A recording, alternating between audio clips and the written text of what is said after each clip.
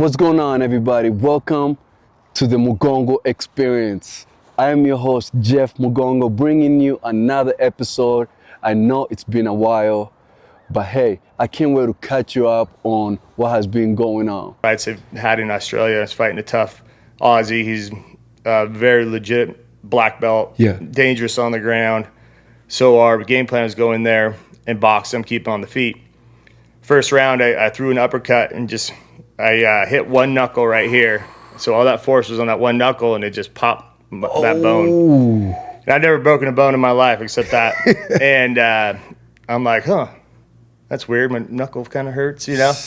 Hit him again with that hand. I'm like, okay, something's definitely wrong. I could feel the bones like grinding on each other. Oh, no. And so, I mean, had to go contingency plan, you know, plan B. It's like, well, I don't have a right hand. You know, I have to go in there and take him down and, you know, ground and pound, all that kind of stuff. And mind you, he's very good on the ground. You know, so I kept that plan, taking him down, you know, and it was a brutal fight, you know, for him because I was using my right elbow and this and that, blood everywhere. I had blood everywhere in my eyelids and everything after so I take a shower, you know, and I realized I had a scratched cornea too from the gloves, and that hurt worse than the hand, you know. But during that fight, I never once thought like, oh, the fight is done because I have a broken hand. I'm like, what can we do to go around it and still win this fight? I sat down in the first round, and I go, hey, I think my right hand's broken, to my coach, and he goes, okay, what's that mean? I'm like, just telling you, so I can't throw my right hand. You know, he was thinking like, oh, I wanted to quit. But, you know, we just, you know, put that out of your mind. Like, what else can we do? I have my left arm. I have two legs and 2 feet and shins, elbows, you know, so let's get after it. So it's going to happen at some point if you fight long enough, you know, so you got to just be ready for it and be like, we're still getting through this with what we have. Wow. For what I do as a kicker, you only get so many opportunities in a game. So if you get 5 opportunities, you miss one of them, it's a bad day. The way I look at it, you're either perfect. I always say perfect or pissed off. Perfect or pissed off. Yeah, and there's no in between. But at the end of the day, we're all human. You're not going to make them all. So it's just trying to stay positive, and the next kick is always the most important. The next kick is almost is always that important one. Yeah, the next one's always the most important. Because that's the great thing about this game and coming in here is that you get to dictate how hard things are. If even as a beginner, if I came in here and just quit on every round, it'd be easy. You know, getting beat up isn't hard. Fighting for every inch is what's hard. And so you just keep that mentality. Nobody in here is going to let you quit. Everybody's going to push you to your brink every time and then remind you how great you're doing and how far you've come and everything like that. So, I mean, I used to get beat up horribly in here. Now, lucky enough, I win a lot of rounds. You know, it's nice to see the other side of things, but it's equally as hard every day. You come in and you have to push yourself. I notice a lot of people when they go through whatever it is, if we just call it trauma, they make that trauma their identity. And you could choose to do that, but I would suggest not to make it your identity because it's not your identity. That's right. You know, but don't put so much pressure on yourself that you feel like you have to have this like dissertation of how to give everybody. All you have to do is share your testimony. Yeah. And when let's just use your training as example. When you're pushing someone in training and they're struggling, that's when you share your testimony. Right. Hey, I push myself because I know what can happen if you don't push yourself. Yeah. And then you share your story. Exactly. You don't have to have you. If God wanted you to know more about your whole purpose right now, you would know more. Absolutely. But you're right here, right now, and you can only deal with what you know. Wow. And you know a lot. You know, I went to church every Sunday, but never felt like I could leave any time. Right. So, and I have nothing against religion. I think form religion of understanding is great. Yeah. Because it is a form of focus. But if you think you have to have it, it's going to cause a problem. Right. But enjoy it. Your religion is going to work beautifully for you if you enjoy it. Mm-hmm. Just like working out. If you Right. hate working out, you're gonna get hurt. Right. So it's just getting into a state where you're more neutral. Then you can start to change the definition of things around you, because the things around you are there as a mirror. You must be wondering, Jeff, where the heck are you, dude? Well, check this out. I am in Aurora, Colorado. This is a place where I came from, straight refugee camp, a refugee camp in Tanzania. We came all the way out here to Aurora, Colorado, where we got resettled. Now I'm in a community that is rural area, that a lot happens around here, and a lot has been happening. It hasn't been changing, but due to, life continuously goes on. This area where I'm at was our first, we went straight to like not having electricity, not having a place to lay that has a bed, only hard concrete, to coming into 1-bedroom apartment in this neighborhood. And honestly, I'm so grateful because I get to just appreciate what God has done for me. Now imagine, I was a 12-year-old boy when we first got into this neighborhood in Aurora, Colorado, not knowing English and having a park, having snow all over this area right here. Show them, boom. All this area was filled with snow, and it was my first time I've ever seen snow, touched snow, and felt this cold. Now, Aurora, Colorado has been growing. It's one of the most diverse cities in Colorado. And this is where my beginnings started as a young refugee child who just got into America and not knowing what the heck is going on in the world. All right, so let me show you guys. I want to show you guys where this apartment was. 1-bedroom apartment with all 8 of us. So stick with me, baby. Let's go. When we came to America, this is the place that we thought we made it, and we thought we were in heaven. Now, this apartment had 2 bedrooms, and it was almost 9 of us. And I'm so grateful to be where I am right now, and also appreciate the small little things, the small beginnings. When we have to reset, restart, and resettle, it doesn't matter where we start. What matters is where we end up. And in between, we always have to keep pushing forward, thinking better of ourselves, and improving our minds so we can visualize better for our lives. Now, 1-box TV, not even a full bedroom, but we still felt like we were here.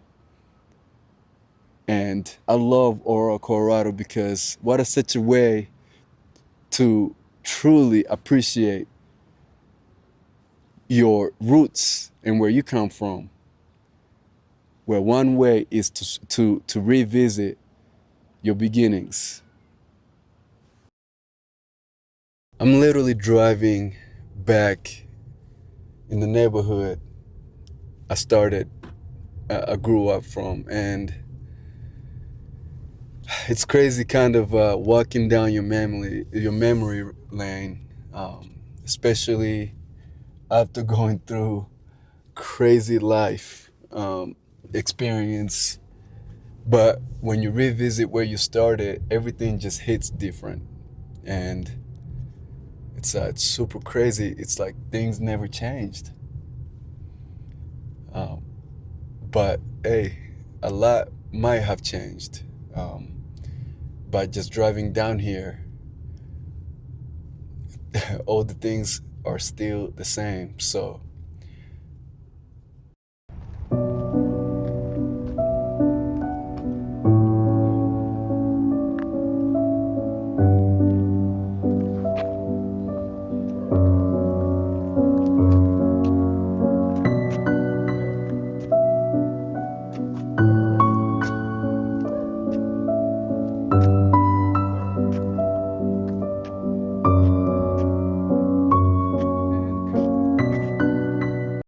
Now, I want to tell you a story. This story was when I was 12 years old. At 12 years old, I had just came from school. And what happened was, after coming from school, my mama was cooking inside. And when she's cooking, you have to wait for the food no matter how hungry you are.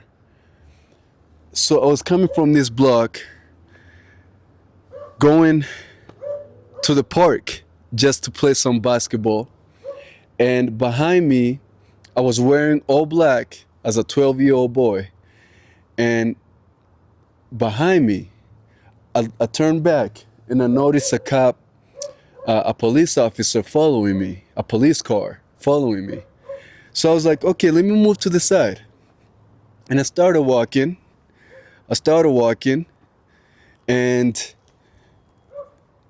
he honked at me and said, "Beep, beep, stop right there." I'm like, oh, okay. And this is at 12 years old, spoke zero English, and I didn't know what to do. I never got in trouble before. I thought I was a great boy. I was a good boy, not a great boy. And I didn't speak English. So he stopped me and he started patting me down. Oh, no, he said, "Stop right there, hands up." And he was like, "Turn around. Do you have any knife on you? Do you have any weapons on you?" I was like, "No, sir, no, sir, no." And then I got nervous and I put my hands back like that. And he was like, "No, don't, hands behind, hands up. So I pulled my hands up and he started patting me down. And I was so confused. And I was like, "Sir, I'm just coming from school. My home is there." And he was like, "Oh, okay, cool. Have a good one, okay?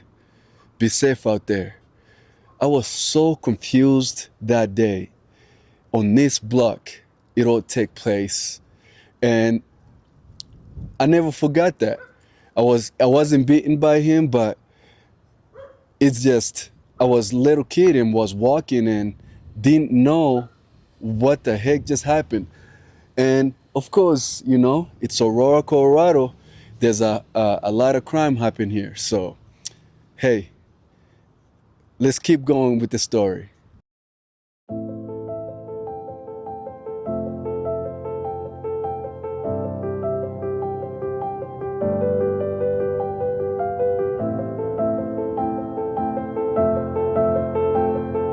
So right now, I am at Aurora West College Preparatory Academy, where I started my schooling in 7th grade.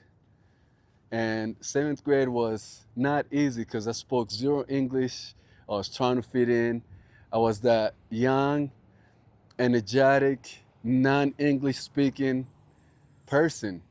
And I met some great teachers out here. Hopefully, if we go in, I'll be able to introduce you guys to the teachers that truly helped me become the man I am today. And and this English that I'm speaking and me graduating, this is where it all began and where it all just ended as well. But continuously come out here to every chance that I get to show appreciation to all my teachers that were here and are still here. All right, so welcome back to the Mugongo Experience. I'm your host, Jeff Mugongo. Today, we have a very special guest here with us. He is a small business owner here in Aurora, Colorado. His business is Legends of Aurora.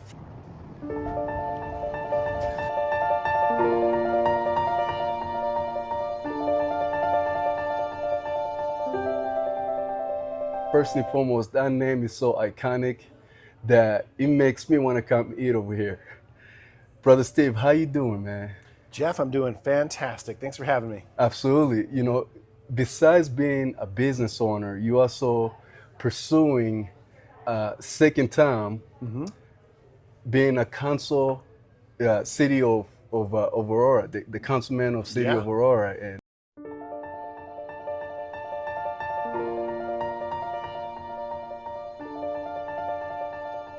Yeah.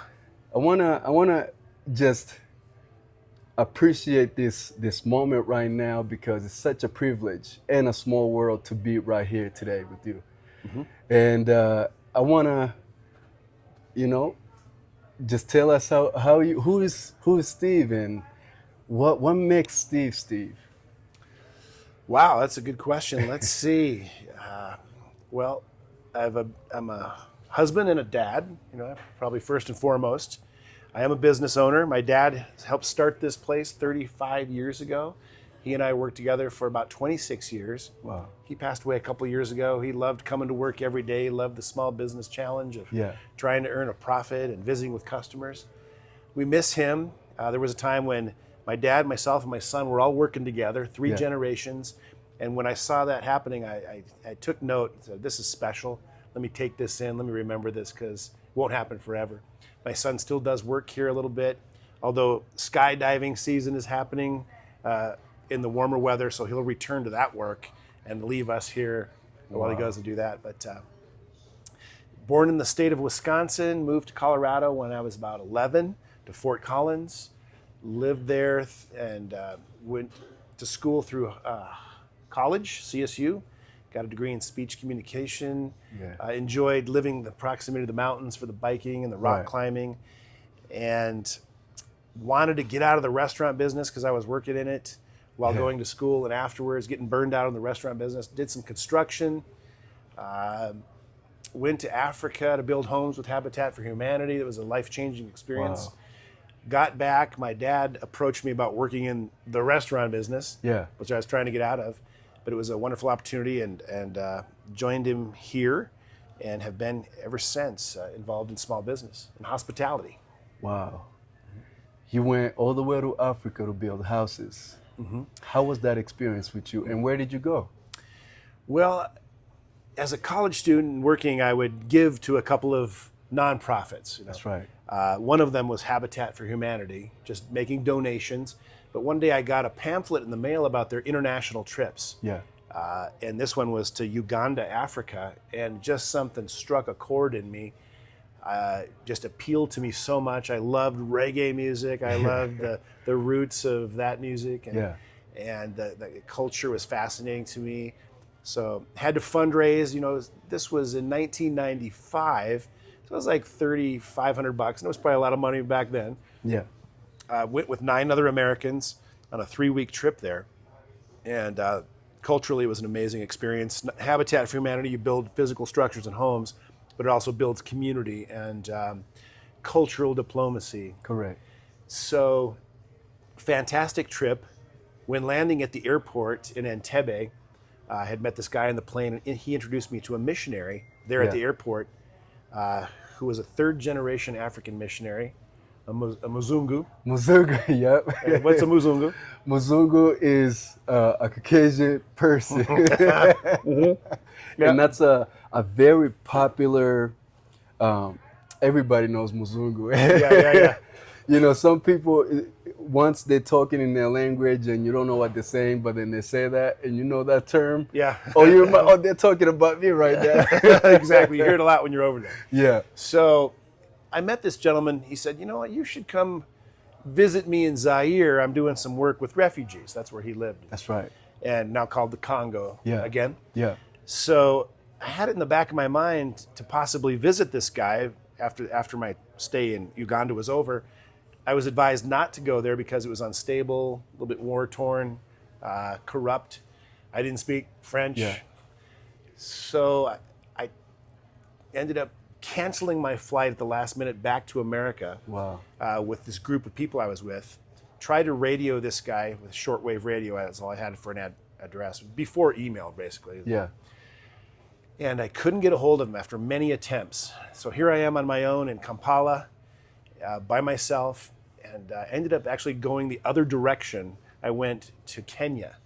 And I got sick, crazy bus ride there. I'm the only white guy on the bus, which was no problem. It was a great experience. And, when you get to Nairobi, you are almost attacked by people wanting to sell you a safari. Yeah. You almost have to beat them off. Yep. So what did I do? I bought a safari, and I climbed Mount Kenya, which is nearly 18,000 feet. And I was sick, but it was beautiful. And I had climbed some tall volcanoes in the past. Yeah. And just miserable. It was cold. I was like, why do I do this? Why do I put myself through this?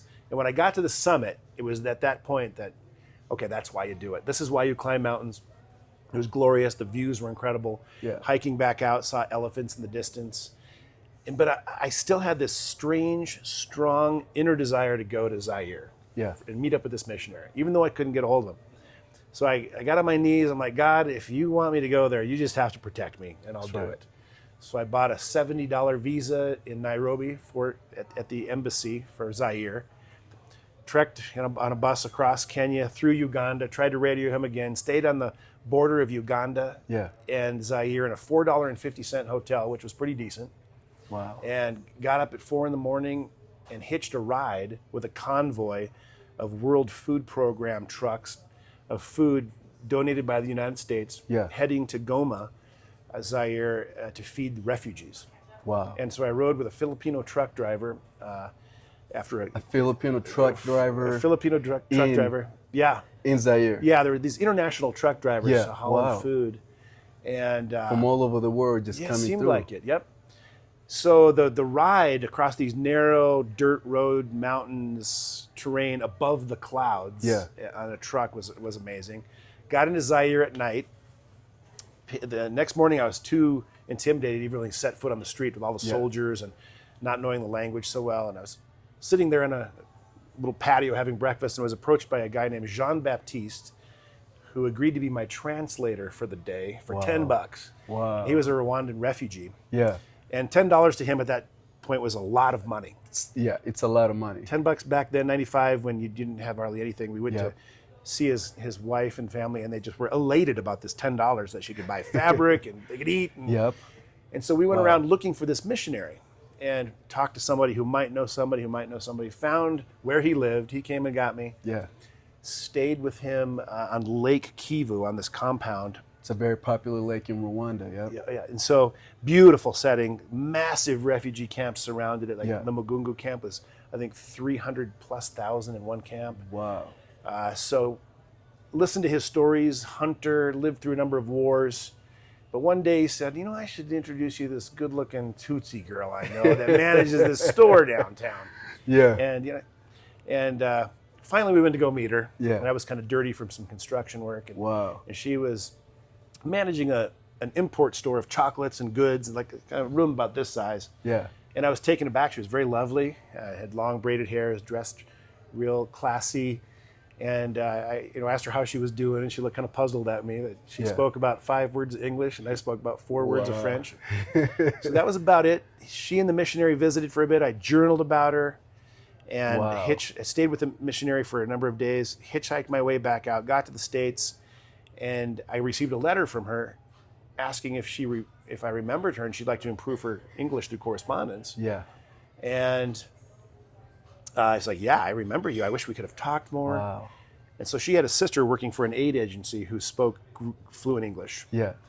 And so I think her letter back was lost, and she tried again, sent pictures. And of course, in her pictures, she's looking her best. And once I saw these pictures of her, I just was smitten. I couldn't stop thinking about her all day, every day for a while. So I began the process of what it would take to get her here. Maybe she should come and go to school, student visa. And when you apply for these visas, all this paperwork, you have to prove that you can financially support someone and wait for the federal government, the INS. So I waited maybe 8 months. Wow. Denied. Wow. And so that was discouraging. So I started the process over. Things were getting dangerous over there in those camps. Yeah. Very, very unstable. So we tried a refugee visa, went through that whole long process again, several months. By that time, my family was really watching the process, and denied. Wow. And, war came back into that area. Yep. I think Rwanda and Zaire and maybe Uganda too, they broke up these camps because they were being used by the rebel group in Interahamwe to launch raids back into Rwanda. Yep. And we were seeing the death, because they, sadly, is not so well known, but they pushed a lot of the men into the forest and killed them by the thousands in retribution, right? And so we were seeing, a lot of death on TV and in the newspaper, and I lost contact with her for a month because we were, at that point, faxing each other. Wow. I'd run to the office in the morning and find a fax from her on the old thermal paper. Wow. And her sister worked for an aid organization, so she faxed through that place. But I lost contact with her for a month. Yeah. And didn't know if she was alive or what was going on. So it was a big test of my faith. That's right. Big test of my faith. Like it's kind of like the Abraham Isaac story. Like Abraham was willing to give up his son, right? Yeah.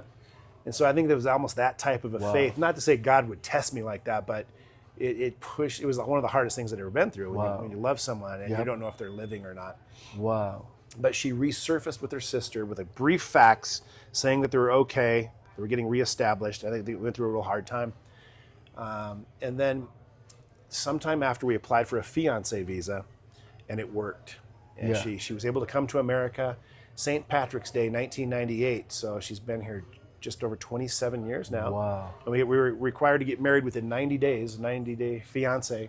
And the 90-day fiancé. Yeah, literally. Yeah. So that's the story of a trip to Africa that really changed my life. She's a beautiful woman. We have 2 incredible kids, and she's amazing. Wow. Just real quick, when people ask me how I met my wife, it's much easier to say, findinafricanbabe.com. Does that exist? Instead of going through the 10-minute story. Right. Just joking. Just joking. That's funny. Man, so you are a very funny man as well. Thank you. But Can't take life too seriously sometimes. Right. We can't.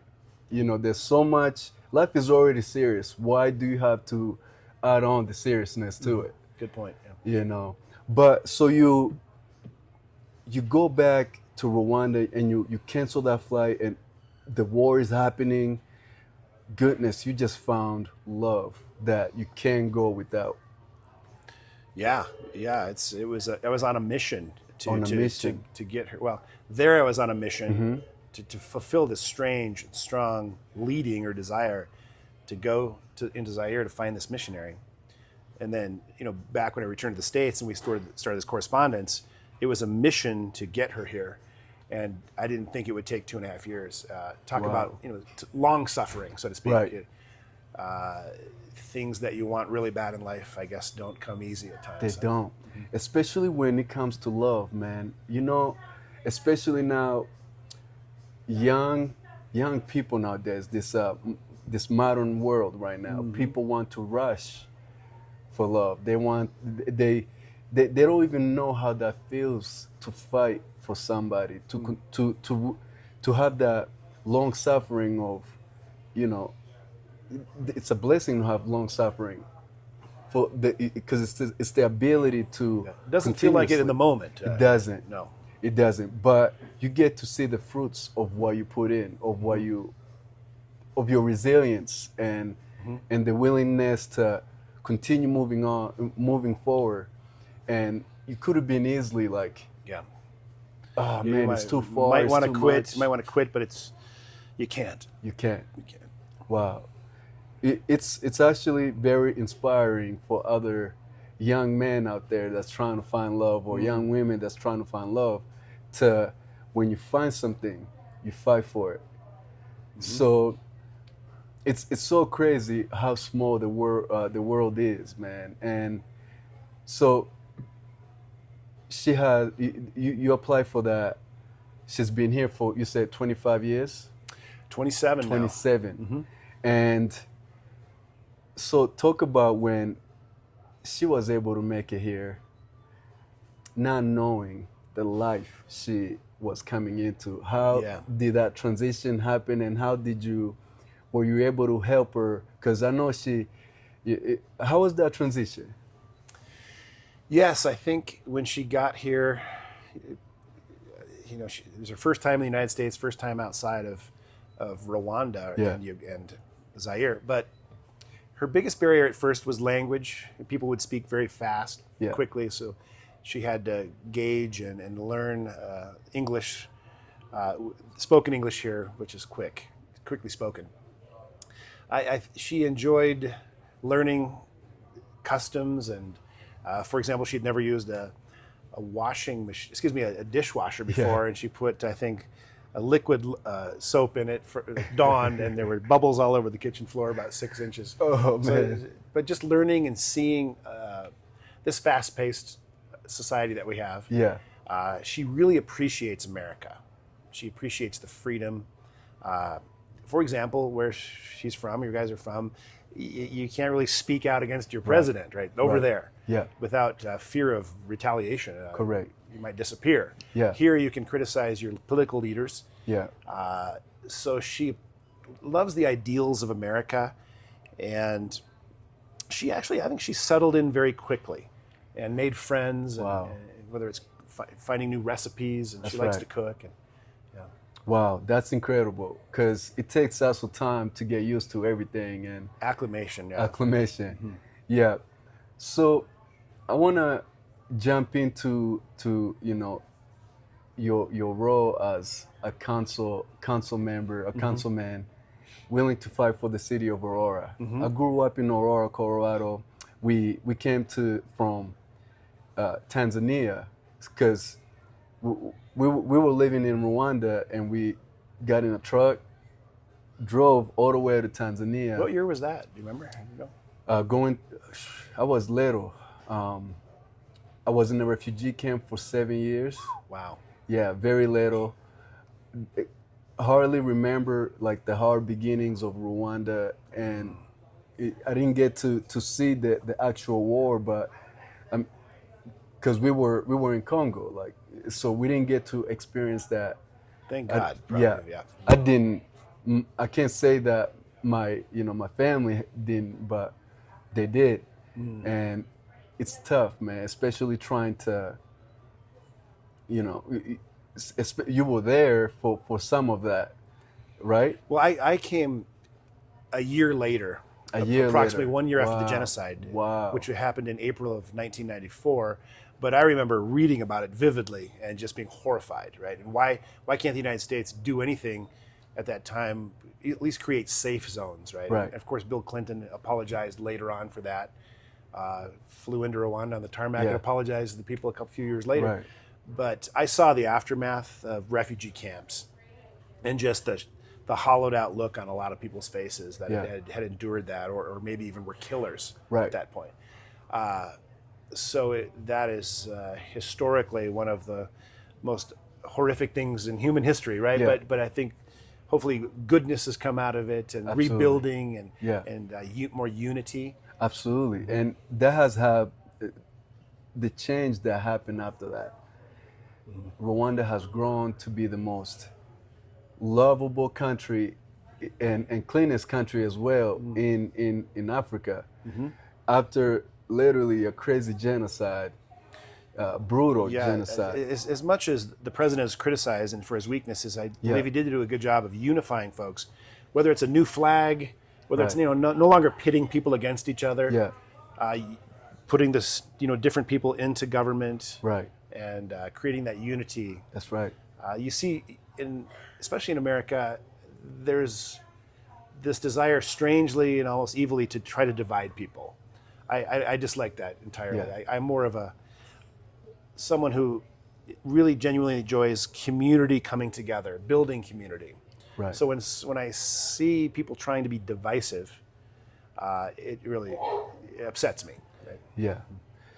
Now it brings you to becoming a warrior of change, and a warrior of change is the one who is willing to fight for change. Now, seeing all of that, I want to ask you, like, what inspired you to run for city council, and was there a defining moment that pushed you into public service? Yes, there was. I never wanted to do this. I never wanted to be in politics. I never thought that I would have the courage to go knock on thousands of doors and talk to people, which I did. But here's a question that someone who was a former politician in Oakland, Seneca Scott, asked, he said, why do cities form? Why does a village or a town form? If you think about it, why does that happen? Like you say, you got a bunch of people living on the Eastern Plains and they decide to come back to live closer together and form something. And his answer was commerce. Commerce. I'm sure there's other things like safety and numbers, or Correct. but so doing business is vital, and the ease of doing business with limited restrictions, I feel, is important. So we had the city council, city government in Aurora, where I've done business for 28 years. I used to consider them, for all that time, largely as a business partner, building things like the sports complex off of Colfax, where people go from all over the nation to come here and play fast pitch baseball or soccer, and it's good for the economy. So even that place benefits this business when people come to town, stay at the hotel next door. Yeah. But then I started seeing things like, they all of a sudden, maybe about 6 years ago, they wanted to tell me what I could not put on a kid's menu. That I couldn't bundle a sugary drink with a meal for children. Yeah. Not even a chocolate milk or a juice. Yeah. And I'm like, well, hold on a second. This is government invading my small business, overstepping their bounds and telling me what to do. And it just kind of rubbed me the wrong way, when I think that's a parent's decision as to what children should be able to order or not order. Right. And I've even developed an extra healthy menu under great scrutiny called Kids Live Well with the National Restaurant Association on my menu. So I had this extra healthy menu for kids, chicken breast and broccoli and apples, and guess what? Nobody ordered it. They want chicken strips and pizza. Yeah. So let's leave it to people to decide and have that choice. Wow. So when the Aurora City Council did that, I'm like, who are these people now? And so I went to a meeting and heard the banter and the debate, and I thought, oh no, something else is coming our way. And during COVID, when the governor shut businesses down, we were open for just takeout food, and being open, we were losing about $2,000 a day for about 60 days. For those who wanted to keep working. Right. And then they decided, while we're on our knees suffering and shut down partially during COVID, they want to raise the minimum wage to the highest in the nation. And so that doesn't affect our cooks, because our cooks were making well above minimum wage. But this model of full service hospitality, the servers and the bartenders, they work for tips. And that's providing great service. It's like a sales job, and they earn that 20% or higher. Yeah. And so that would have changed our business model, or forced us to be more of a quick casual place. We saw it as a threat, because they're already making darn good money making tips here. Yeah. So that was it. I talked to another candidate at the time, Danielle Jurinsky, who's been in the news a lot, who runs another competitive bar, JJ's. I met her. I just wanted to, wow, there's someone in the business world running for city council. I want to meet this person. She asked me where I lived. I said, Murphy Creek. She said, that's Ward 2. There's nobody else running except someone who's pretty much anti-business. Right. So I said, you should do it. You should run. I thought, let me think about this. Let me pray about it. Let me talk to my wife. That's So right. the next morning, she calls me at 9 a.m. Steve, did you decide yet? I'm like, hold on, I need some time here. That's the way she is. She's very motivated. So decided and gave it all I got. And I care a lot about this city and this role. I want safety. Yeah. I want people to be safe. I don't want their houses being broken into. I don't want their cars being stolen. I don't want someone driving a stolen vehicle through their business and stealing the ATM. Right. I care deeply about that. I want to rebuild our police force. So public safety. I want a business-friendly environment. Folks from Africa, in particular the Ethiopian community. Yeah. There's 5 Ethiopian businesses in this shopping center. I want them to do business without the thumb of the government on them all the time. But That's right. And I like to build community. That's right. So that's sort of who I am from a political point of view, and why I ran. Incredible, incredible. So my next question is how has your background shaped your approach to leadership and decision making? That's a good question. Being in business, I'm empathetic towards other businesses. I went to Heritage Christian Center for quite a long time, 14 years. Yeah. So that was a kind of a testing ground. People believed in me to take on a role of leadership here and there. I was nominated and voted in to be chairman of the deacons, for example, the servants in the church. And it was a mixed race church, which was wonderful. Yeah. And we missed Dennis Leonard. He really brought white and black folks and brown folks together. That's beautiful. Yeah, and we need that more than ever, right? Absolutely. So what a great learning experience that was, to be able to lead men, and they brought women into the deacon ministry, and we grew it. And if it was ever discouraging to me, I had a couple of touchstones. I had, why am I doing this? So one touchstone was service. Are we serving the people in the church? Just as a servant's heart. Yep. Number two, are we growing? Like not just spiritually, but Yeah. maybe even career-wise. Or as leaders, I'd bring in some speakers and those who would coach us on various things, even whether it's remembering someone's name or little exercises. Yeah. So are we serving? Are we growing? Because there's a lot that came at you to discourage you in that role. Wow. But That's truly incredible. You know, there's so much we can learn in church, especially having a servant's heart. You know, to be a leader, it's not about bossing people around, it's to serve among them and lead them to the light, lead them to where they need to be. Mm-hmm. That's truly incredible. the greatest among you will be a servant, I think. That's right. Yeah. The greatest among you will be a servant.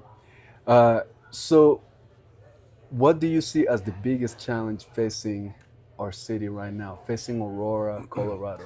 This city of 404,000 people, diverse, right? It's the most diverse city in the state, one of the most in the nation, which is a beautiful thing. Some people say diversity is your strength, and I think there's attributes to that, but I would even say that unity is really the strength. When you bring all these people together and there's somehow some unity, and you see a lot of it. You see neighbors getting along with each other. Yeah. I hear of people like the Painted Prairie out in my ward, that neighborhood, that people enjoy all of the different cultures around them on the same street. Yeah. But as far as the challenges, again, it comes back to safety. We have a police force that's depleted, but we're turning that around. In 2021, right before I came on council, we lost 126 officers in 1 year. In 1 year. That's crazy. And then from that point forward, we're trying to build it. Well, there were more retirements than those who would replenish. So that's been a real big challenge, and people feel that when they call the police. 5 years ago, you call the police and they just came. Yeah. You just no worry. But now it might be 2 hours, it might be 3-4 hours, or they have to prioritize the calls. Yeah. Or when those police officers get in their vehicle and begin their work, there might be 60, 70, 80 pending calls, unfinished calls from the day before. Wow. So we want to turn that around. Crime is lower by double digits, mostly among major crime in Aurora, with the exception, sadly, of retail theft.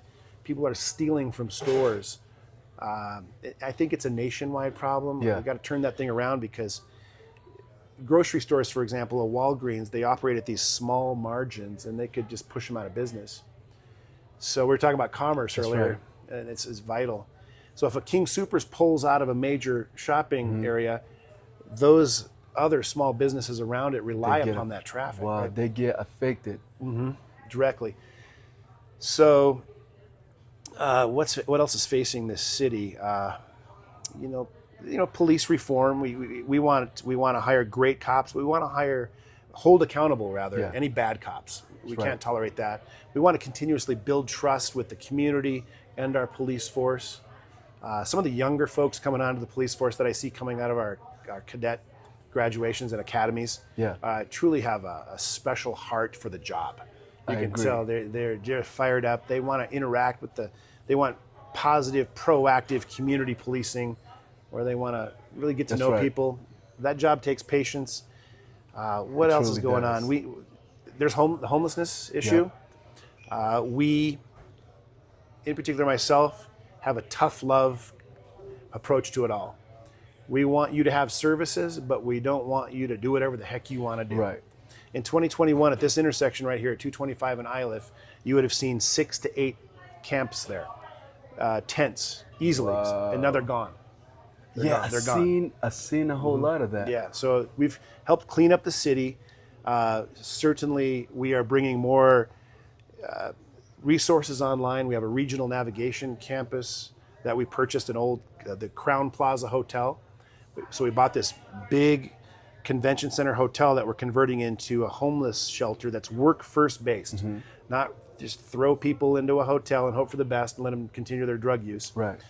It's incentive based, where, for example, they can come in for emergency shelter on a cot and get oatmeal in the morning, right? But if they want that bacon and egg sandwich the next morning that smells so good and a more comfortable bed, they got to sign up for some programming for like addiction recovery or job training or just something to show that they're trying to make a good decision in their life and incentivize them in that way. That's more of Aurora's approach. It's different than Denver's.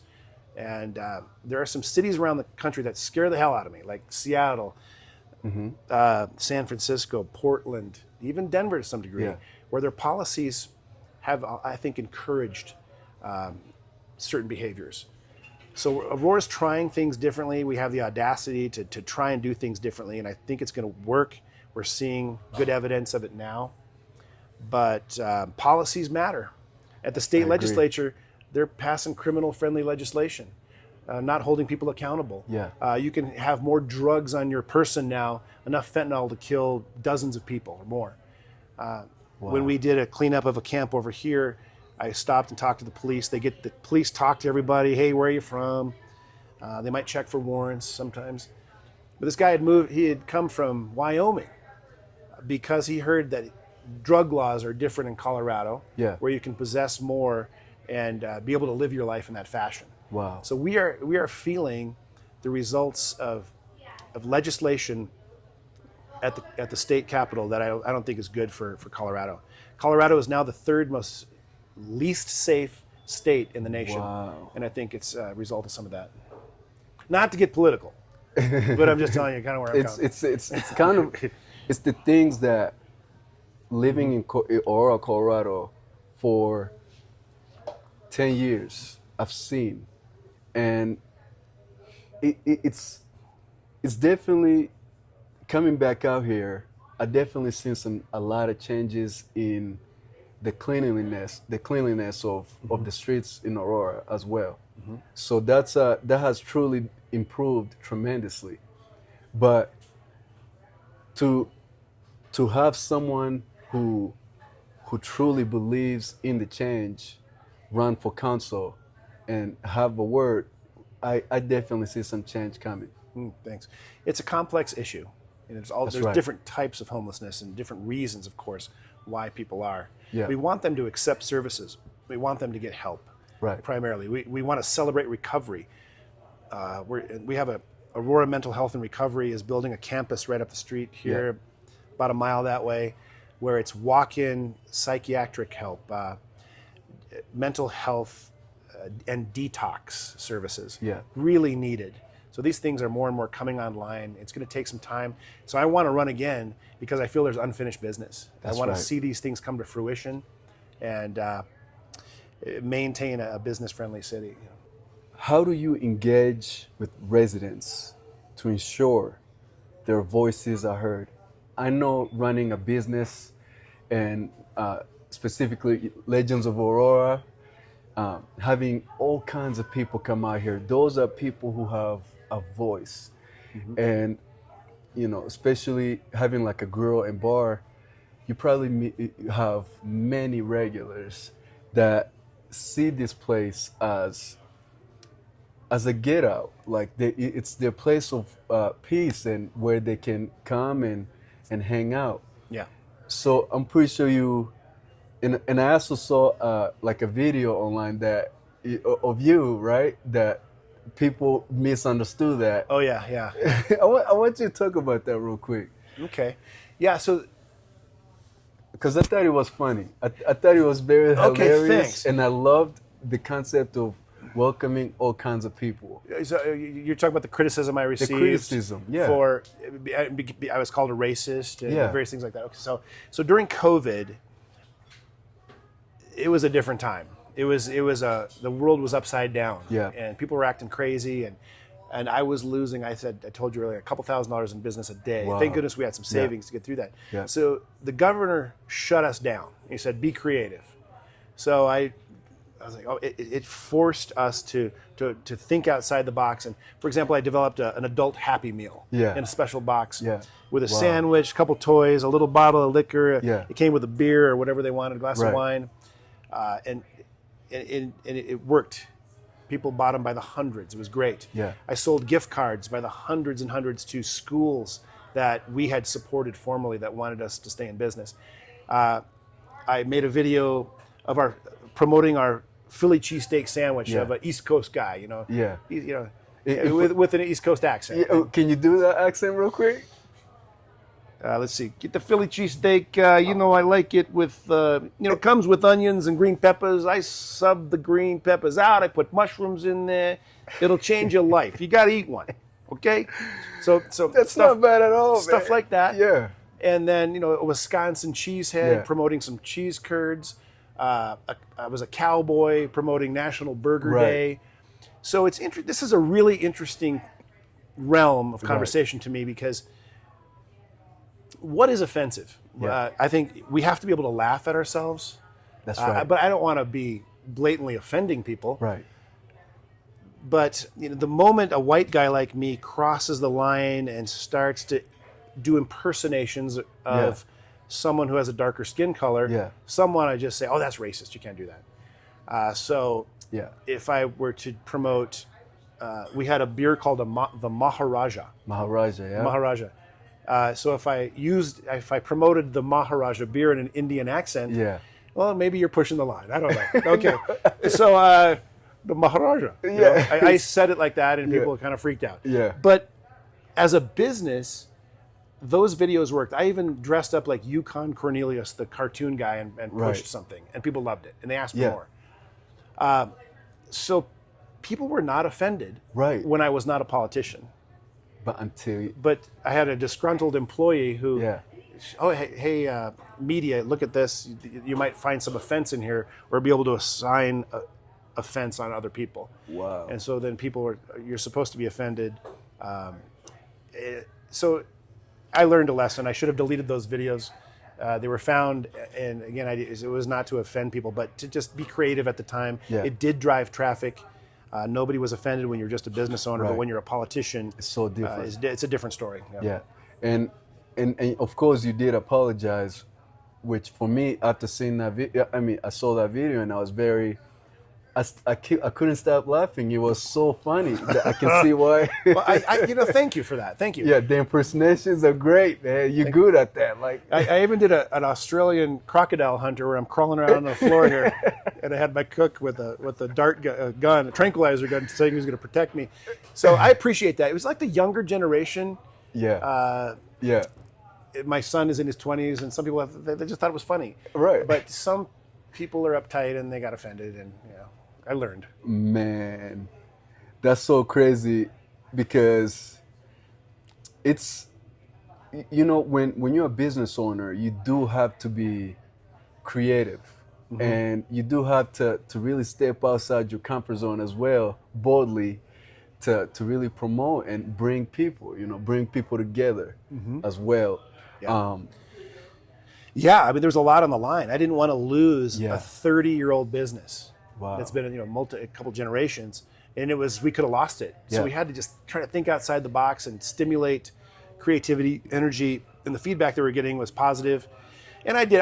I pushed the envelope a little bit. But it worked. Yeah, and then in politics. I've never been in politics. I've never been in corporate America before. Yeah. To sort of see how people will stab you in the back or try to ruin you. They tried to ruin my life as a result of that. They wanted to bring down my business, bring my family, my home down, everything. But I was resilient, and it wasn't what people wanted it to be. It was inflated, but we have to be able to laugh at ourselves as a society. I agree. I came in the 80s, the 70s, the 80s. You had Eddie Murphy, these comedians, where we'd laugh at our culture. That's right. And I think that's healthy. It's very healthy. So I'm guilty once in a while of scrolling through Instagram, and where I should be reading a book or something, right? Right. And for example, I'll see a guy from Pakistan impersonate an American. He doesn't know English, Right. but the sounds that he's making with his mouth and his R's, and I thought sounds- it's funny. Yeah. So if a guy from Iraq wants to imitate a Texas cowboy, Right. I might think that's funny. I wouldn't be offended by it. Right. But in our culture, there is a type of uptightness. Yeah. And I think we need to get away from that I agree. again and be able to laugh at ourselves. Yeah, and I think that's what the whole world needs. The world is, like I said before, it's too serious, man, because of all the things, of all the evil that's already happening. Plenty of it. Yeah, that's part of it. It keeps us from truly living our true self, which is the laughter that is natural, that creates happiness inside of us. We should embrace that a little bit more. But it's tough when people are they've gone through so much. It's like you see some humor, acknowledge it, and don't take it to a level where you don't want. Yeah. In politics, it's an opportunity to try to bring somebody down that That's right. you think your views are different from. Yeah. Right? Yeah, that's incredible. Can you share a time when you had to make a difficult choice that wasn't popular but was necessary? In what aspect of life? In family or business or You can. politics? How about? Because you're right. You have to. I want to business and politics. Where it wasn't going to be popular. Yeah. Boy, I had to terminate an employee recently who wanted to continue drinking alcohol on the job. Yeah. And in this business, you do find folks that there can be a lot of addiction in the restaurant hospitality industry. But it just doesn't mix well when someone's drinking on the job. They might think they can get away with it, but ultimately it's found out in customer service. Yep. So I had to, and then someone had been with me. This was just recently, this week. Yeah. Wow. Someone who's been with me a long time, who's been loyal, who loves this place, and we love them, their family, but that addiction was so strong, it was hurting our business. Yeah. So I'm unpopular with that person at this time. Yeah. In politics, what is something that, let's see here. Yeah. You're gonna displease somebody at any given time. You have to be bold about it. Yep. Gosh, that's a tough one. I guess it will bring me into my next question is like, what's your strategy for working with people who have like opposing views? Because in politics, you do get to face a lot of those. Mm-hmm. Yeah, I have a gift, I believe, of getting along with all kinds of people. Yeah. And sometimes my memory, I think, is bad to where I forget how somebody offended me, and other people are expecting me to be mad or angry or offended for a long period of time, but that's not my nature. I do get along with different folks on the spectrum. There's common ground to be found, and there's diversity of thought that you have to take in.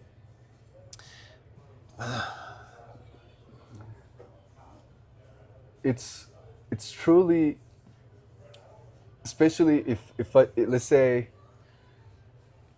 one day I want to be like in the government and really serve like a bigger purpose of uniting everyone.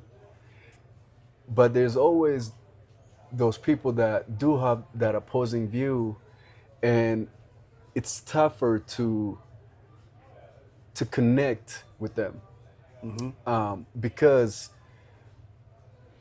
of their view. They're just so stuck on that way that it's truly hard for you to connect with them.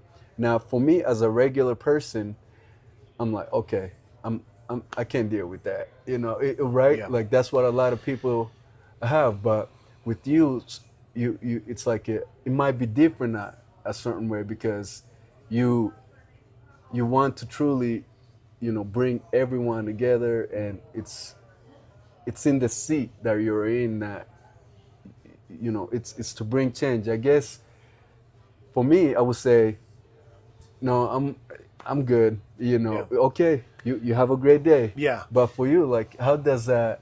It's not pretty at times. Yeah. Someone has said politics is a full contact sport. You get beat up from time to time. Like I do get along with the person, but sometimes I can be mad at the policy. There is one person we have on council, I feel she's deliberately divisive, a type of Marxism that divides people. Yeah. In the old days, Marxism divided people on economics, right? Class, poor, medium, middle class to rich, dividing them. Now I think it's about race. Yeah. They want to institute these little things that say we're not together, or certainly there are times we need to work on racial relations, but I think there's a lot of brotherhood happening. There's a lot of goodness happening among like you and me, or I see it all over our city. I see people, neighbors, loving each other and getting along that are different colors. But there's people that want to divide and put a wedge, and I hate that. I don't like that at all. We have a person on our council that deliberately agitates and instigates protesters to cause mayhem. And it's the opposite of peace. It's the opposite of togetherness, the opposite of unity, and that rubs me the wrong way. Yeah. Wow. And by the way, we on council, we had an opening where someone resigned and left an at-large position open, we have filled that position with Aurora's first immigrant council person, Amsalu Kasa, and he's Ethiopian. I heard about that. Yeah, he's been in America for 17 years in Aurora. Aurora is his home. Yeah. He appreciates it so much. He's got a beautiful heart. Yeah. So, hey, we put our money where our mouth is. That's if we boast that we're this diverse community, why not have someone appointed that really helps to represent the community? That's incredible. I just recently also heard about that. I was shooting with one of my friends who I grew up with yesterday, and he's now a deputy, and you know, really loves the city and protects it too. He's literally young, like you said. There's a younger generation. A deputy in law enforcement? In law enforcement. Oh, great. Yeah. So this gentleman, Amsalu Kasa, he had an event, and so both Christian and Muslim Ethiopians were at his event. And sadly, really the Ethiopian community is a little divided here and there, but that the two groups were there for him. So he is the type of person who genuinely loves to see community come together. So I wish him success. And that's huge, especially on what's going on around the world right now, where literally the Christian and the Muslims are fighting. It's a spiritual battle that we've been facing lately, and him to be able to do such a thing where he brings them together is truly incredible. Yeah, it's a beautiful thing. Yeah, and they also have you on there where you are so all about that. Now imagine what we can all create as one. You know, so what's a hidden gem in the city that more people should know about? Legends of Aurora Sports Grill. Yeah. No. Shameless plug. Shameless plug. The city of Aurora. Wow, we've got over 100 parks for parks and recreation. Yeah, wow. You know, our water is award-winning water. Sometimes you'll travel somewhere else and taste the water, and it's not as good as Aurora. Have you ever noticed that? Yep. Hidden gems. You know, you go to Havana Street down here. Yeah. Korean restaurants, Ethiopian restaurants. So you can't overlook the Stanley Marketplace. Have you been there before? I have. Yeah, it's incredible. Great restaurants within that place. It's a big city. It is. We don't really have a downtown, unfortunately. We're still trying to create a type of an economic little hub area. Maybe it's the rejuvenation of Colfax. Maybe it's out near the Gaylord. We're wanting to bring more entertainment. We'd love to have a minor league baseball team and build a stadium here. Incredible. But it's just the people itself are amazing here, and it's a world in a city is our slogan, and that's incredible. A lot to explore. Yeah, that's super incredible, and there's a lot of great stuff that happens here in Aurora, especially with the restaurants. Legends of Aurora have the great food. Like if you ever come to Aurora, Colorado, and if you ever just in town, you have to come check out Legends of Aurora. Yeah, and we're a very community-based business. We've always chosen to give back to the community, youth sports especially. That's right. And I think that's come back to us. The budget's been a little tighter the last year. Yeah. I think we've been living through a bit of a recession. Yeah. People are feeling inflation. Wow. So people have cut back their spending a little bit. It forces you as a small business to really examine your costs and efficiencies. And Right. do we need 3 servers on? Can we do it with 2 and some better handheld technology? So we're always learning. Right. Talking about learning, I want to ask you the last questions. Last question? What's, at least second to last, what's a leadership book or mentor that has had a major impact on you? What a great question. I've been reading this monumental series on Lyndon B. Johnson. It's the 5th book hasn't come out yet, but just learning about him, his style. There's a lot about him I would not want to emulate. Yeah. But I'm learning about human nature and politics, the power aspect of it. Sometimes you do feel like you've got some power to make a decision. You can alter someone's life or remove someone from a board that's doing a bad job. But wow, there's so many good things out there. Yeah. I work with some folks on council who I just think are fantastic leaders. Yeah. My role as a city councilman, one of the things I enjoy is I meet a lot of big thinkers, people building and creating neighborhoods and ideas to construct certain things, districts of entertainment. So I'm continuously learning from folks almost on a daily basis.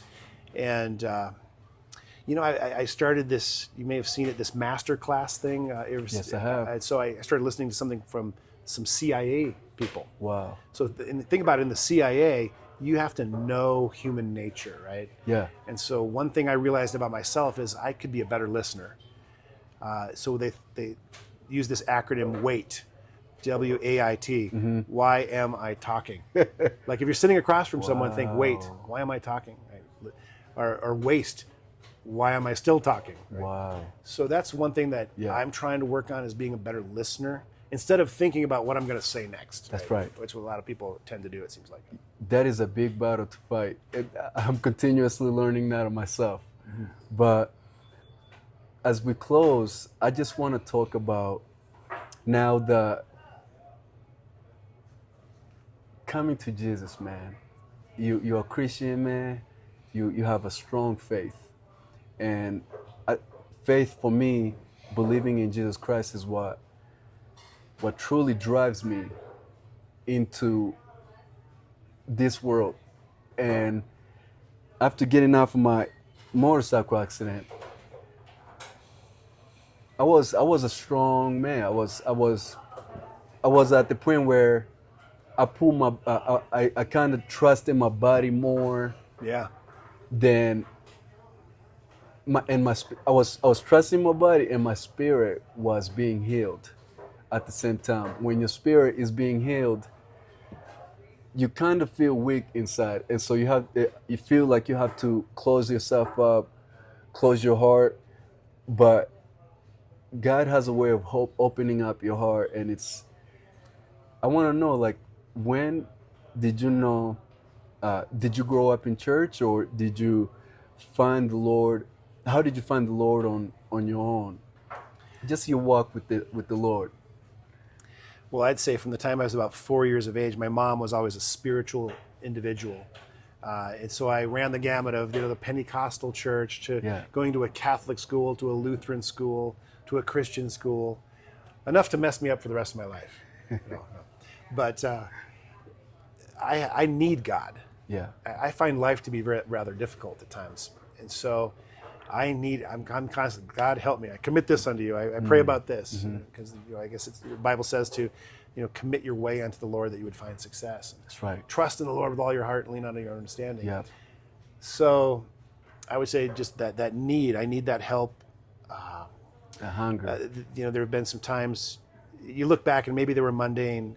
Where when I was waiting for my wife to come, I was that second visa that was denied. I was angry, I was like, God, in His good timing, maybe I believe it was best, right, to wait. Maybe I wasn't ready for my wife to come yet. Maybe I needed to mature more. Even something as I remember training for a marathon. Yeah. And I was 10 days away from going to Texas with my dad. I was gonna run this marathon. And I went out for a run and I didn't warm up correctly on a hill and pulled ligaments on either side of my Achilles. Yeah. And I was like mad at God, Yeah. But you look back, that's superficial, but it's disappointing, right? Yeah. But faith, I need His grace because right. I'm far from perfect. That's right. And there's some things I wouldn't want to put on a television screen that I've done, right? Yeah. For everybody to see. Yeah. So thank God His grace is more than sufficient, right? That's it right. superabounds, and thank God for that. Wow. That brings me to the end of our podcast. Steve, I am so honored that you were able to sit down with me and thank you, Jeff. have this talk. Thank you, Jeff. It's truly been an honor. It's truly been one of the greatest things that I've experienced here in Aurora, Colorado. Sitting down with you and expressing the plans and how you're going to to really change this place. And I think God is going to help you with all your plans and your projects that you have. And may the Lord keeps blessing you, man, because it's truly an honor to sit down and talking with you. Well, thank you. It's an honor to be here and for you to have thought of me. I appreciate that, Jeff. God bless you. God bless you. Thank you, brother. Yes. Yes, sir.